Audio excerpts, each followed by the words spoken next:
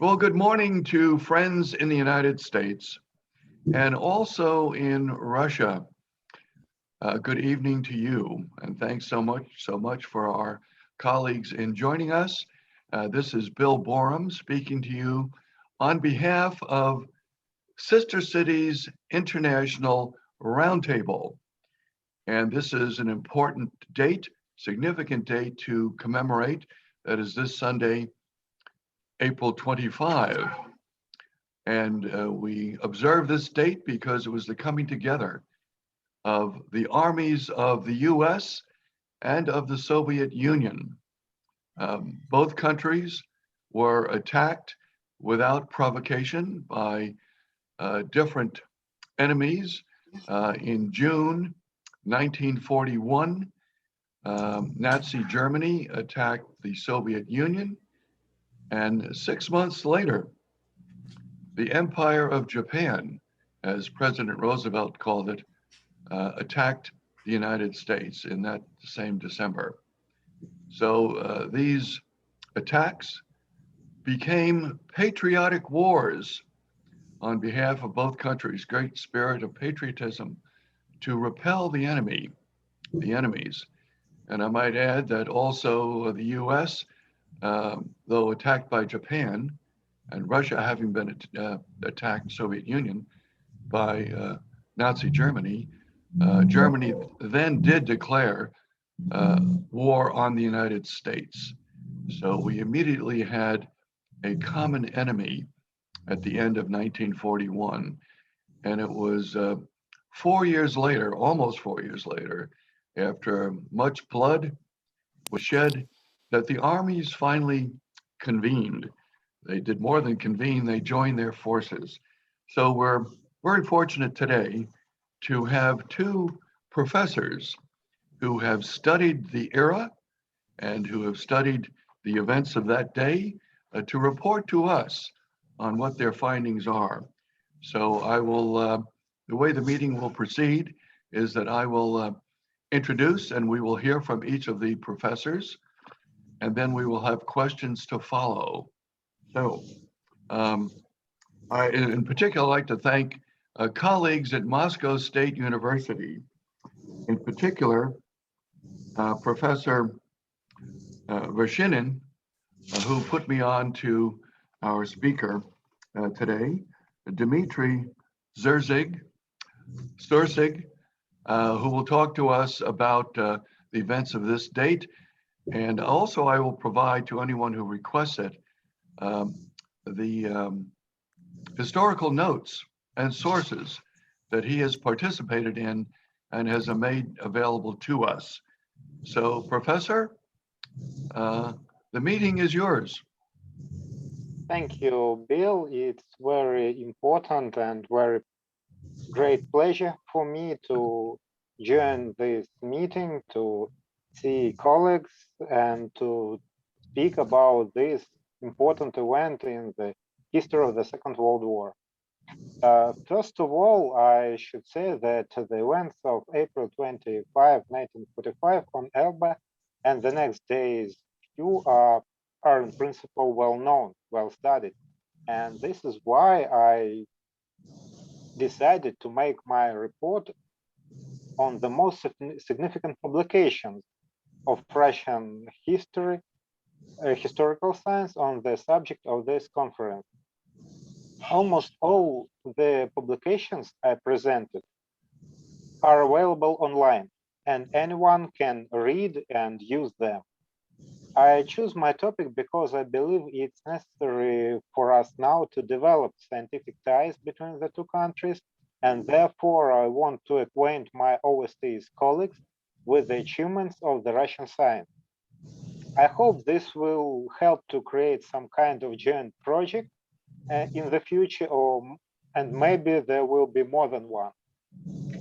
The meeting of Soviet and American troops on Elbe River continues to be one of the most significant episodes demonstrating the successful interaction of two countries with the opposing social political system in the struggle against a common enemy.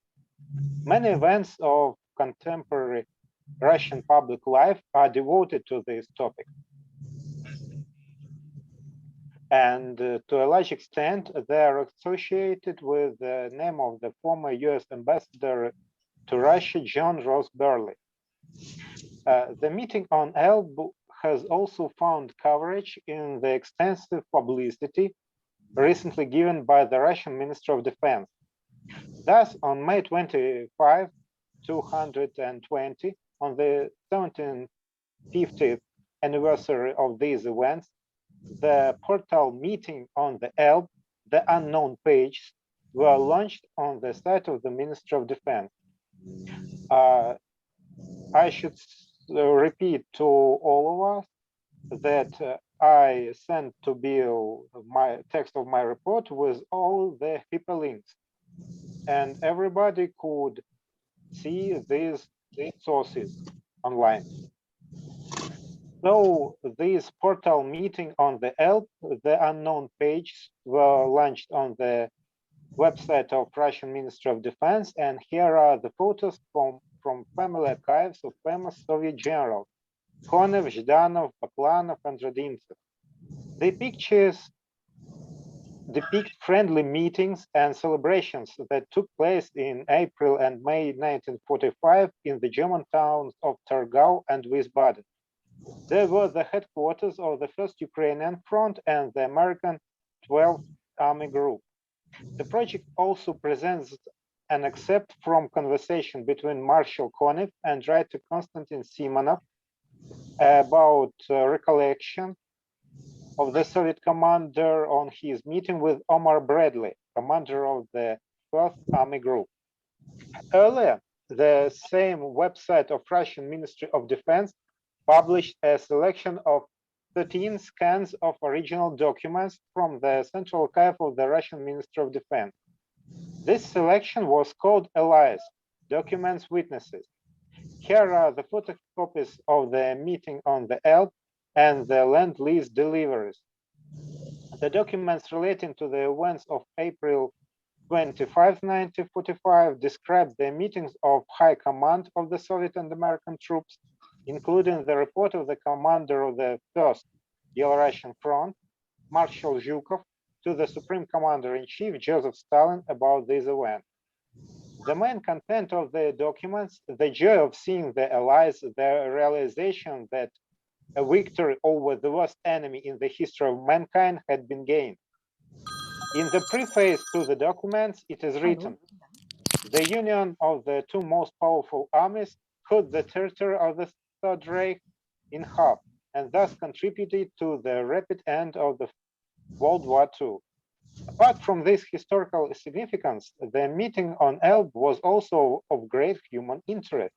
It was a day when ordinary people, quite distant from power, reached out to each other, and in a burst of sincere emotion, they made a solemn pledge to do everything possible to prevent a new world war.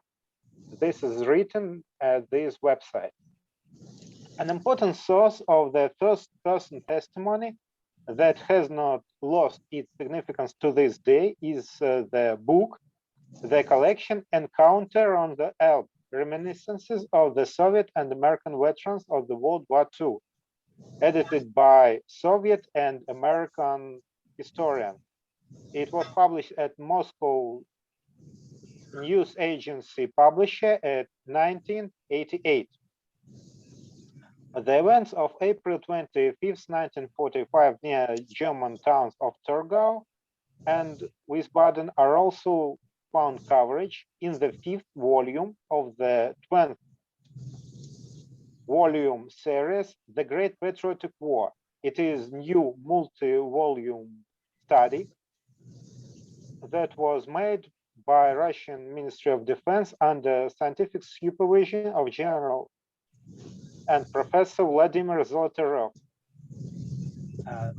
The documents about meeting on Elbe, newspapers, Soviet Bureau posters, photos, scans of documents are also presented at the virtual exhibition project Stalin, Churchill, Roosevelt, the Joint Struggle Against Nazism, that could be found at the website of Russian Foreign Ministry.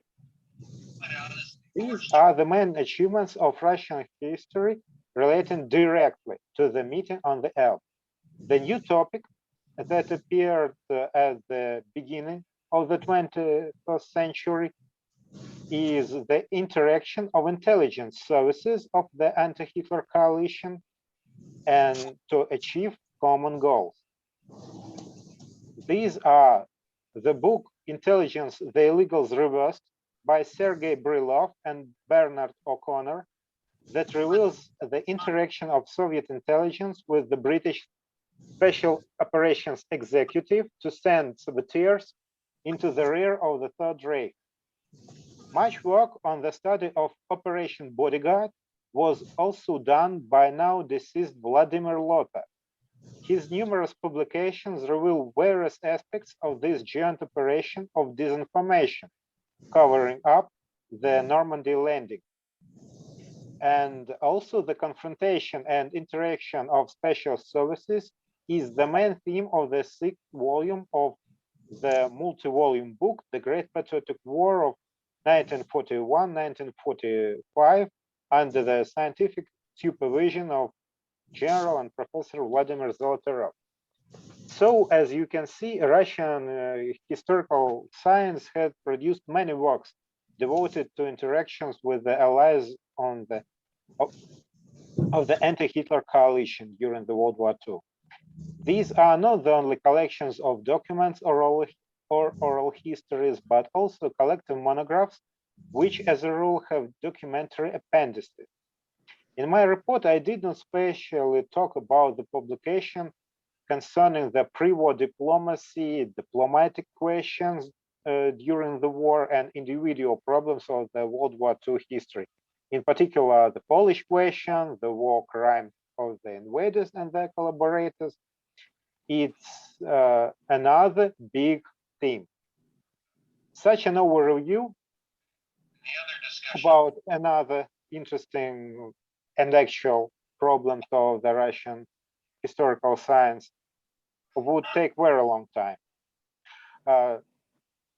What it means is that Russia had made a huge step forward in recent years in the publication of historical documents.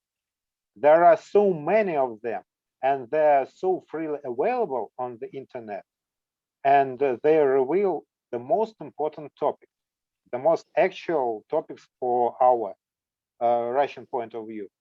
I think it would be no exaggeration to say that historians now are provided with the documentary sources for decades to come. Unfortunately, Russian researchers cannot boast a large number of foreign sources on the problem of this conference. The main source from our allies is our Red Army ally, the US War Department pamphlet number 2130.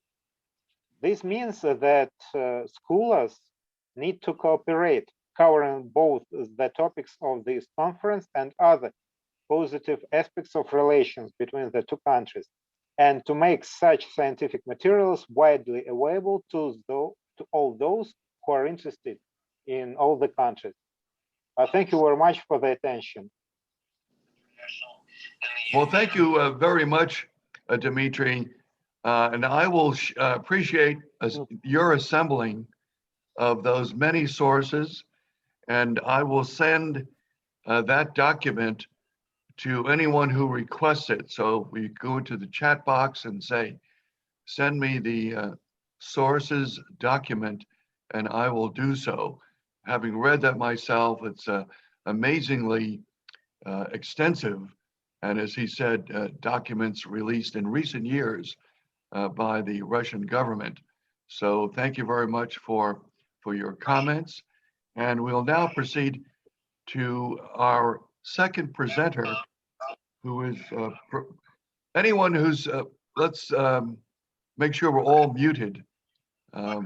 We're catching some sound. So it's a pleasure to present to you Professor Robert English of the University of Southern California. And I met him at a conference where we were both speakers. And this was 3 years ago, I think, might have been 4 years ago. Time goes by so fast, but that was at a very comprehensive conference put on by the Congress of Russian Americans, and that was by Natalie Sabelnik. So thanks to her. So Professor English, we're looking forward to your remarks about Thank you very this much, day. Bill, and welcome to everybody. I'm going to take a different tack. You've heard the academic, documentary, archival side and a bit about the recent work, declassification, release of documents that shed more light on this remarkable time, April 1945, the end of World War II in Russian-American relations. I'm going to speak a little more about the American side, about American perceptions and expectations at that time, and maybe speak a bit more impressionistically. And so we have the balance of the academic archival with images and impressions. And I'm going to go back a few decades because I think it helps to place the meeting on the Elbe in the context of what had gone before. And I think I should note at the outset that these perceptions, American perceptions of Russia and the Soviet Union, were always complex and contradictory, with alternating or competing positive and negative images, right? We start with the Bolshevik Revolution and forget that for many Americans, the initial reception was positive. And this goes all the way up to the White House at the time, the presidential administration of Woodrow Wilson at the time of the First World War, 1917, because Russia was a country throwing off autocracy, a dictatorship, and embracing democracy, right? Which is what we were fighting the First World War for, to make the world safe for democracy. The United States had never fought a war with, had never been invaded by Russia, and you couldn't say that about countries like Britain and France. So there was an initial positive reception, but negative perception soon intruded. There was anger that Russia would soon be pulling out of the war because of domestic collapse and weakness. There was fear that the success of a workers' revolution would energize the trade union movement in the United States. So business joined in with the military in criticizing this new Bolshevik government. And there was distress that the Bolsheviks were avowed atheists, which led to this enduring image of godless communists. And so negative images soon overwhelmed. The 20s and 30s, we still see contradictory images, right? The progressive pro-labor union side in American politics, especially as the Depression struck and economic distress deepened, was highly sympathetic and certainly fascinated with the progress towards a workers' state in the Soviet Union with socialist ideals. And of course, there was now the growing fight against the spread of fascism in Europe. And it's helpful to remember that it seemed that only the Soviet Union was fighting against fascism. It was the Soviet Union, for example, that sent military aid to the Republican side in the Civil War against the fascist Franco. And it was the West, by the way, that betrayed the cause of anti-fascism with the 1938 Munich Agreement that was obviously an attempt to buy peace in the West with Hitler's Germany by steering his expansionist goals towards the East. And so for these reasons, right, the image of the Soviet Union, right, was mildly to strongly positive in progressive or left-leaning working class circles and strongly negative in government business circles. And the latter were probably dominant by this time, the mid to late 30s, right? The anti-union, anti-Bolshevik, Red Scare imagery, the godless communists, with a political system that was described as no better than fascism, right? That fascism, Hitler, and Nazism were very little different from communism or Stalinism and Stalin. And of course, it's one thing to emphasize negative but truthful information, such as the famine that accompanied collectivization of agriculture. These are things that the left-leaning press in the United States glossed over. But it's another thing to leave out the other side of the picture altogether, right? For example, to ignore or denigrate the remarkable progress of the 5-year plans in modernizing the Soviet Union, or to demonize the Soviet-German non-aggression pact of 1939, while failing to note that it was a direct response to the West's betrayal of collective security the year before, the attempt to appease Hitler. So this is the background to so much that suddenly changed, as has already been noted, with the Nazi attack on the USSR in June of 1941, which was followed by the Japanese attack on the United States in December of that same year. These were dramatic turns that suddenly made our countries allies in the fight against fascism and fascist aggression. Just the fact of being allies in this titanic struggle couldn't help but change American opinion about the USSR, at least a little. But it was more than just that, because it was also accompanied by a thaw in this propaganda battle and a turn to a new range of positive images of Russia in the American media, in the American cultural life. And you know some of these milestones, right? Major newspapers began covering the Soviet war effort with admiration and sympathy, right? Soviet victories were now Allied victories. They were our triumphs as well. Hollywood released Mission to Moscow, right? A dramatized version of Ambassador Joseph Davy's experience in Moscow of the 1930s.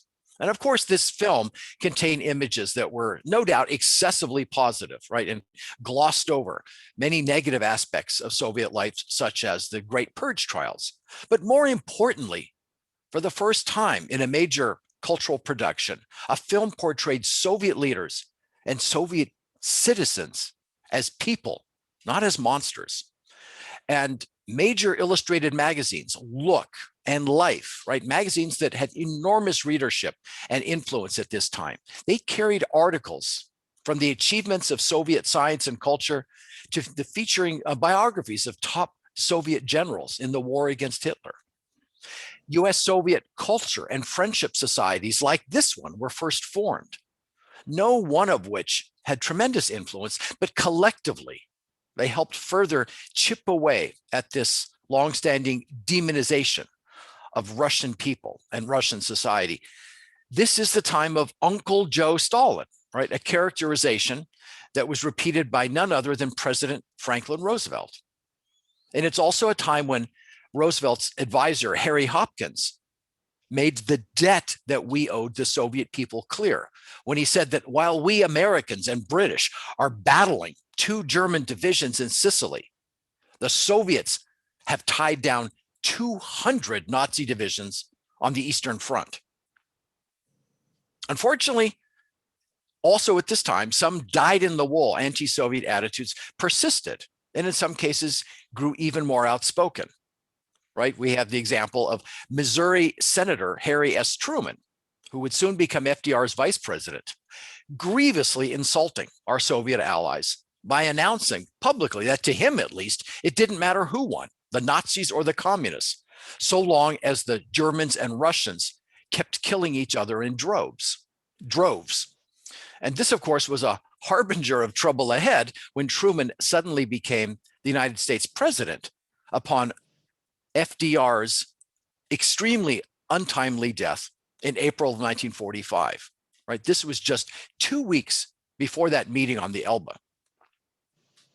But let me conclude this quick overview with 2 vivid episodes, again, not archival, but anecdotal and impressionistic, 2 episodes from that triumphant and hopeful time. One occurred just barely over a week later, at the beginning of May, when Germany finally formally surrendered, or I should say, when the Allies accepted Germany's unconditional surrender.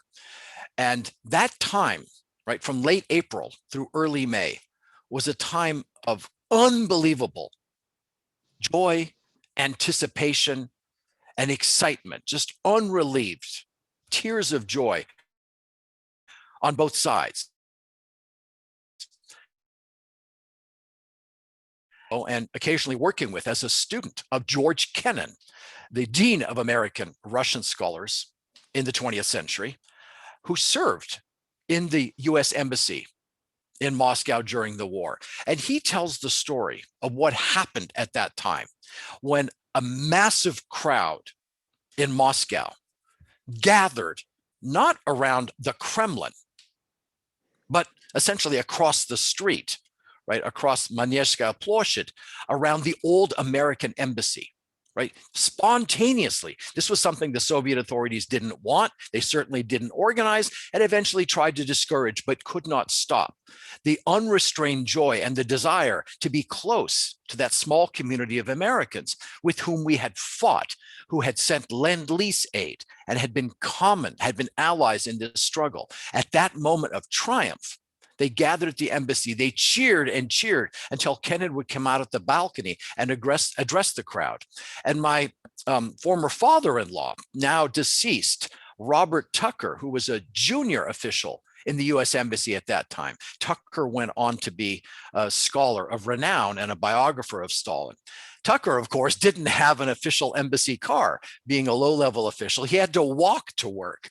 And he was immediately spotted by the crowd, right, in downtown Moscow as an American, by his clothing, by his walk, who knows? And he was literally surrounded, celebrated, and eventually picked up and borne on their shoulders all the way to the embassy to join in the ecstatic celebration.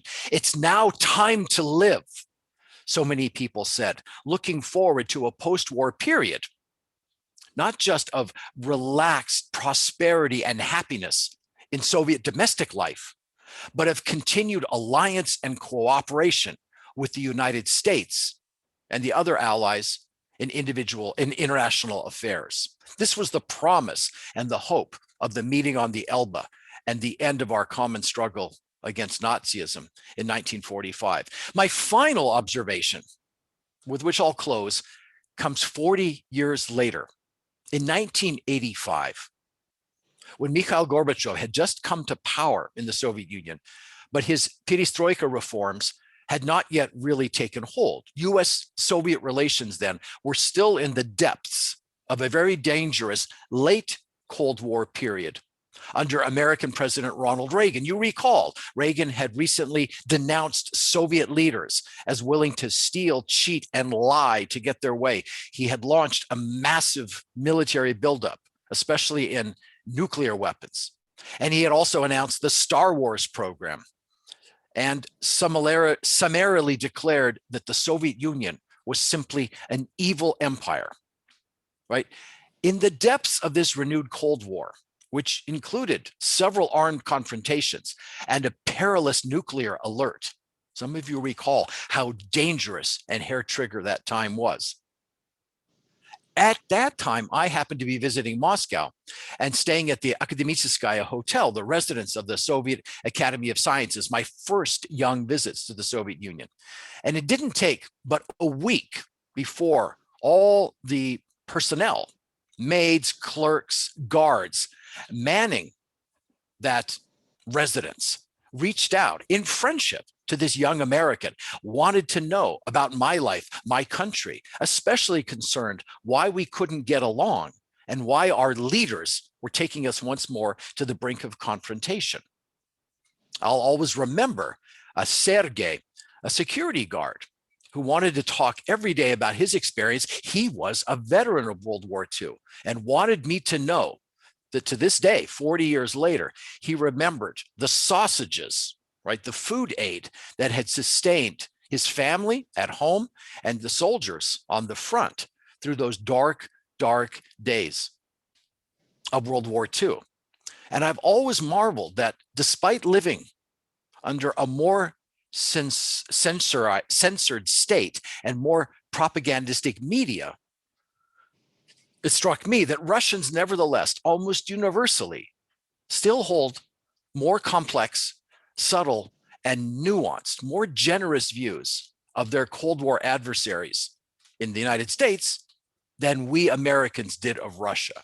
That's what I saw even in the depths of that second Cold War in the mid-1980s. And this is what gives me hope for the future, even at this current low point, this dark time in US-Russian relations, right? This contact between people and respect, even between a modest number in the two societies, leaves a foundation for building in the future. So this is my short overview and also my salute to Bill, sister cities, organizations around the world, cultural cooperation, because we are the hope for another meeting on the Elbe in the future. Thank you.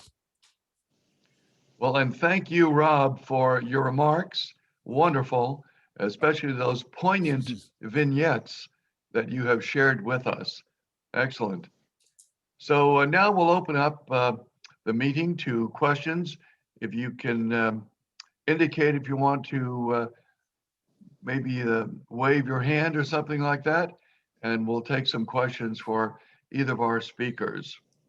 So anyone ready with any questions? Let's see. Anyone else? Oh, I see Professor Lozansky. Okay. Can I start? Yes, Yeah. go right ahead. Well, first of all, I want to thank both professors for this interesting historical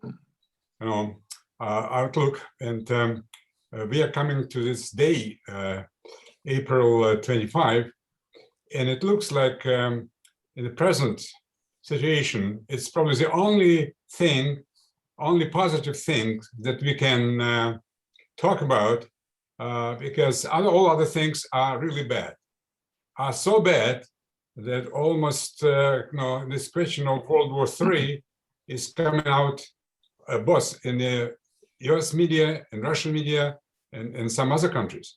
It's really a dangerous moment. And I think our responsibility, because we are like a university community, maybe we should not simply have conferences, but maybe we have to repeat what we remember in the old days of Cold War. We had this pugwash movement, and this was mostly like a business community. Now this academic community maybe should take the lead. We have access to young people. Sometimes young people don't really know what's going on. What this project, what Bill and all of us are doing, is maybe trying to repeat or maybe reinvigorate this pugwash movement and try to somehow escape this horrible future, which I keep repeating in my articles. The latest one was printed a couple of days ago in Washington Times, and I keep quoting Senator Sam Nunn, and he was first to use this term sleepwalking at the nuclear holocaust or disaster or Armageddon. And then it was picked up by many, many other scholars. And there was a recent article in Politico by over 100 American experts, foreign policy experts, who believe that this is what's going on. So now, in terms of practical things, April 25 can give you maybe some starting point to stop this madness. And I'm pleased to say that Moscow government, I'm right now in Moscow, I commute between Washington and Moscow, and it happens that I'm right now speaking from Moscow. There's a beautiful place in Moscow called Poklonnaya Gora, when they have those memorials, all religions, churches, synagogues, and museums, and also Elbe River monument. It's a small, modest, but still one, and we plan to have kind of a ceremony on Sunday, and some prominent people will speak. Actually, we expected both ambassadors. Ambassador Antonov, he's in Moscow now, we know, and he planned to come, and we had correspondence. And the American embassy said that Mr. Sullivan may also show up. They were not 100%, but at least very nicely, the letter I got was that they are considering that. And then suddenly we know that Ambassador Sullivan, actually this morning, he left for Washington, and now Ambassador Antonov doesn't know his protocol. According to protocol, two ambassadors. We thought it would be like mini summit, since Biden and Putin, actually they're meeting today online for the summit. But we thought that maybe ambassadors will meet not online, but face to face. I don't know what's so far, that's not going to happen because Sullivan is now on the way to New York. Anyway, what we're going to do is speak about this event on April 25. we will plant tree of friendship between peoples of United States and Russia. And then we will appeal to all, of course, governments and people. So we maybe should find some way to stop this sleepwalking process. And again, I want to just emphasize how important is academic community for that. We can work, we can get the message to our students, and perhaps because it's their life. If God forbid something happens, they will be suffering probably more than us, because their life is just beginning. So on that day, we will use also this high-tech similar Zoom, and if you're interested, we'll be happy to send you the link. It will be like at 4 p.m. Moscow time. It will be 9 a.m. East Coast. And if you want to say something, then please, you're welcome. It's more or less like will be what we're doing right now, but it'll be not in our rooms or offices. It will be on Poklonnaya Gora, the symbolic place for victory over the Nazis. And they have what they call Park Победы, Victory Park. So I invite all of you to join us on Zoom and then follow up with more and more conferences like that, and invite students as well. I see here Professor Kuznik, my colleague from American University. Maybe he'll say a few words, because he addressed my students. I'm teaching now a course in my alma mater. I graduated from the National Research Nuclear University. I'm a nuclear physicist by training. So I taught at AU with Peter Kuznik. I taught math and physics AU in Washington. Now I'm teaching US-Russia relations in my alma mater. Maybe Peter will say something because he knows how to talk to my students. So maybe it will be not just Peter and I, but maybe some of you will join. We will have those discussions and getting students involved as well. Thank you. Well, thank you very much, Edward. Very good comments, and delighted to hear that you are in Moscow to help recognize April 25th. And does anyone else have, I did want to say, you reminded me to mention the university's collaborative project, which we have going on. Our roundtable group is working with the Russian Rectors Union towards a summit of the presidents of US universities and the rectors of Russian universities. And we'll have some conferences before that physical event occurs, hopefully next year, early next year in Russia. So that is an ongoing project that we're working on very collaboratively. Does anyone else have any questions or remarks to share? I don't see anyone in my. I think Alexander Ilin, I see a hand raised. All right, go ahead. Who's that? Okay, hello. Just unmute and go ahead. Something wrong with. Are you listening to me? Yes? Yes, go ahead. Okay, well, it's a great pleasure to participate in such a wonderful seminar devoted to an important event in our joint history. And I came here with some of my students, and one of them, Leo Sechenov, would like to make some comments about the event. So, Leo, please. Good morning, nice to see you. It's a great pleasure to be with you, and it's a great pleasure to see that everyone would be able to have some interest in this current topic. First of all, I want to say that I definitely agree with Robert, because his point has got a lot of similar material with mine, and I want to say that I was interested by this current topic for a long time. maybe even since my childhood. But I want to say that I'm proud of the international communication in this current period of time, like Second World War, because I think that this is a great example of the international help. And I want to say a special thank you to the USA, because I was really inspired by this country for a long time. I was really inspired by these people. And I want to say that they were really caring and, of course, kind with the Russian Federation. I want to say that sometimes I'm really disappointed by the Russian opinions about the Second World War, because sometimes they're saying like, oh, you know that it was a completely Russian achievement. No, it wasn't, because I think that it was international achievement. It was an American or Russian or English or French's achievement, but it's definitely not the one country's achievement. I want to say that everyone will be able to be grateful of the international communication help and, of course, of the international interest by this current problem. But I want to say that we have to be respectful, we have to be loyal, we have to be tolerant with everyone. But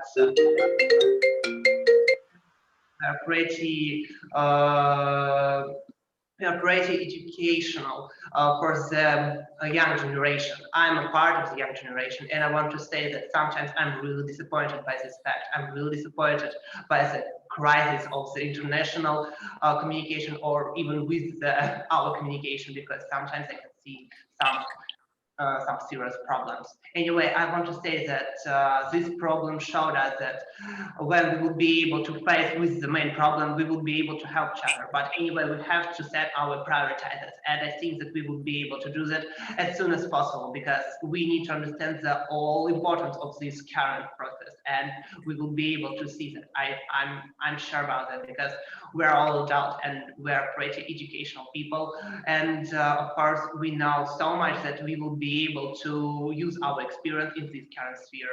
Thank you for your attention, and have a great day.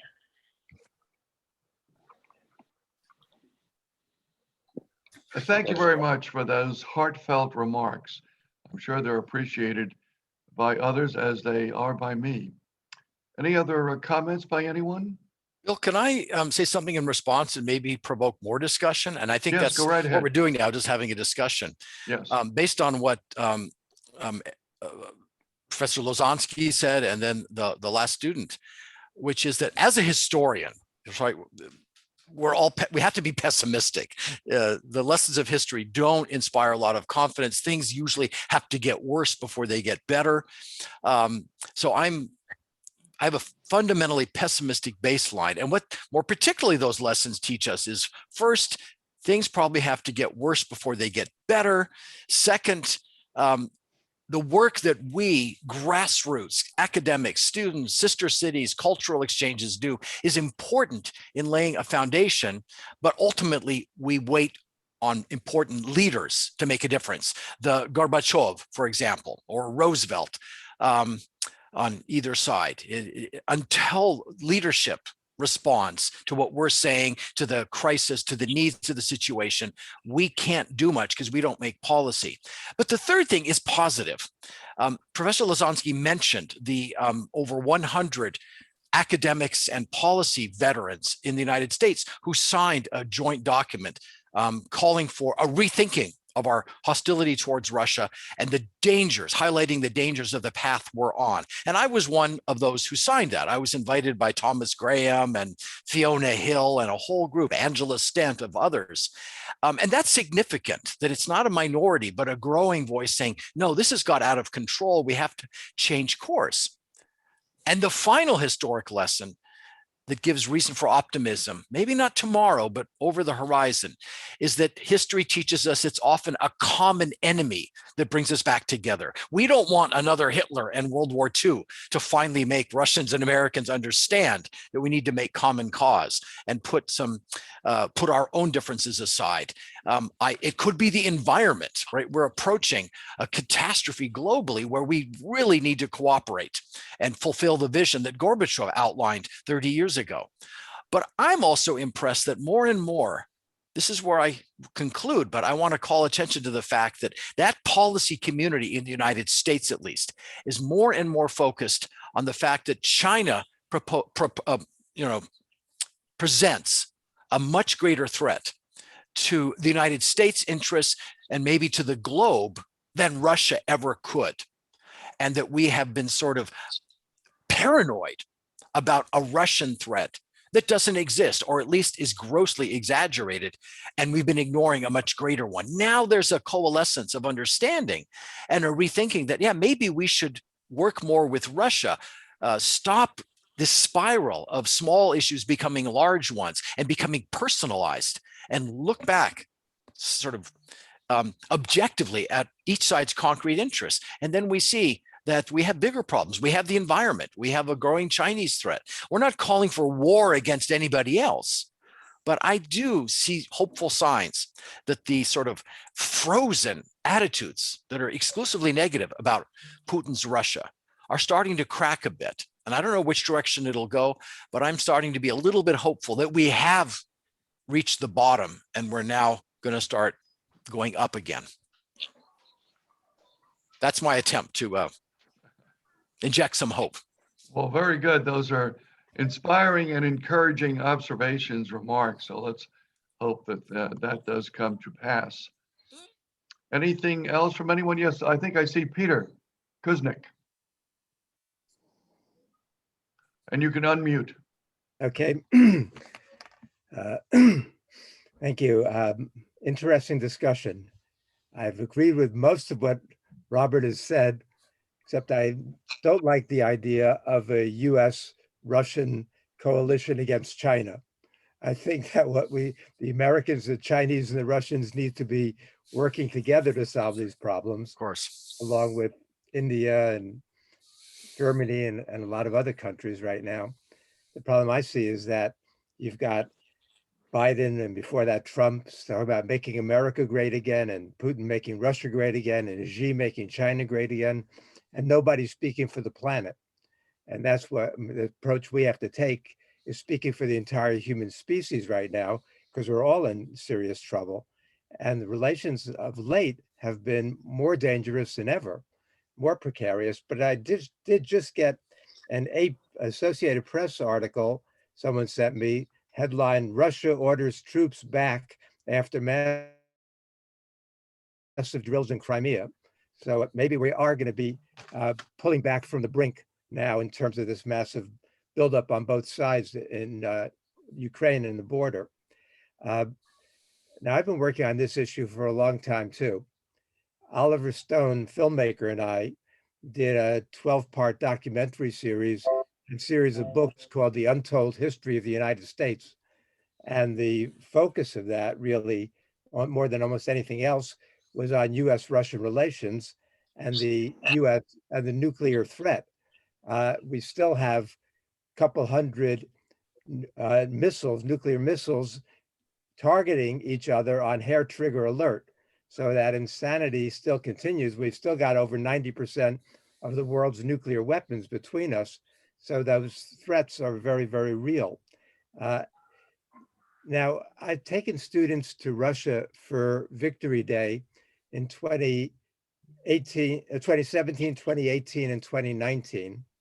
And it's so important, especially for the younger generation, to be learning some of this history in the way that Robert had presented it earlier, because I agree with that perspective. But the problem is that students don't know very much about this. It was Joe and Lai who said one of the charming things about Americans is they have absolutely no memory of history.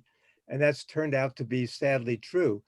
I gave students an anonymous survey in which I asked them, these are college students who are all A students in high school, and I asked them, how many Americans died in World War II, an anonymous survey. The median answer I got was 90,000, which means there are only 300,000. 300,000. So they were 300,000 off, which means they were in the ballpark. I asked them how many Soviets died in World War II. The median answer I got was 100,000, which means they were only 27 million off, which means they knew nothing about World War II. They did not understand the Cold War. They have no idea what's going on in Ukraine now. And so we're up against this vast historical ignorance, and the younger generation knows even less than older generations. I see most of those on this call are a little bit on the older side, not the younger side, with some exceptions. So we've got a lot of work to do in terms of educating, because I think if people understand that history accurately and they understand our alliance during World War II with all the problems, right? It was in May of 1942 that Roosevelt promised Molotov that we'd open up the second front before the end of 1942. And that got stalled until June of 1944. There's a lot of reasons why, even during the positive times, our history was troubled. But as Roosevelt says in that his final telegram to Churchill before he died, he says, you know, these problems between us and the Soviets come up every day and they seem to work out. We shouldn't make a big deal about it. Roosevelt was confident we would stay friends in the future.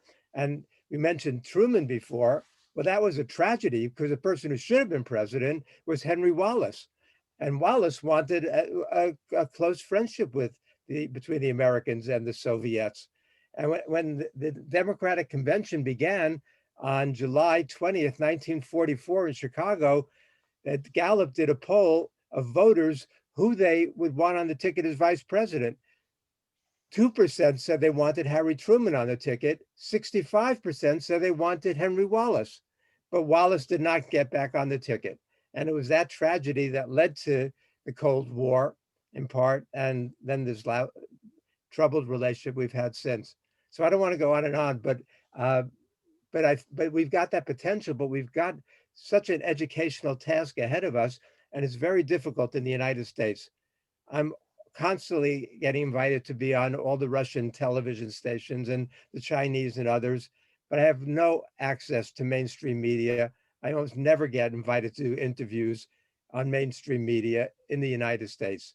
So how do we, the question that one of the things that Ed Lozansky and I have been working on is how we get this message, a positive message of peace and cooperation and working together to the vast public when mostly what they're getting fed in the United States is this constant barrage of anti-Russian propaganda, basically. Well, unfortunately, I think that observation is quite correct. And thanks for those remarks, Peter. Very telling.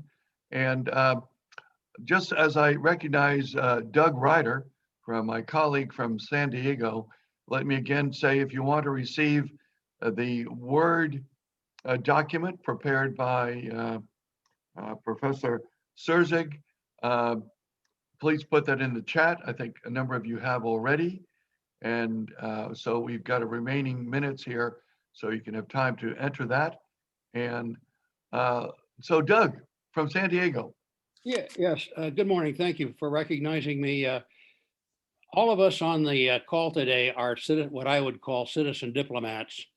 And at least for the Americans on the call here, I would hope you would join as members of sister cities and other members of the community to actually take action to do what our previous speaker just said, influence the thinking of our executive and legislative members of the policy-making body of the United States of America. And I think it's an appropriate time from the delivery of money to the budget and the appropriations time to actually influence the thinking of both the elected officials and their staffers to open the diplomatic posts in Russia, which make it very difficult for, as you know, for us to do our work. We work, many of us on this call, with the Russian Far East and the West Coast of the United States of America. We have the Pacific Ocean as the laboratory for cooperation. And it becomes virtually impossible if our Russian colleagues and we cannot go back and forth and do the face-to-face connections that are so vital. Yes, I understand technology, we're on it today, but the passion that we feel is much more realized over a fine meal and a glass of vodka and wine and a discussion of about 2 hours about how we can cooperate and take care of the environment, to which we're entrusted and to move into space and to solve the epidemics of this world. That's all I'm going to say. Let's get busy talking to our legislators and to the State Department officials who would be responsible for resuming their positions as much as they can. I understand the difficulty, but let's move forward and do what we can do, not talk about what is in the abstract. Thank you. Well, thank you, Doug, very much. Those are very apt and constructive comments to conclude our session this morning. So again, thanks everybody, and especially to our two presenters, but to others who have spoken up and have had something to say, which is very thought-provoking. So again, thanks everyone, and we look forward to convening again on other topics of mutual interest. Bye-bye. Bye-bye.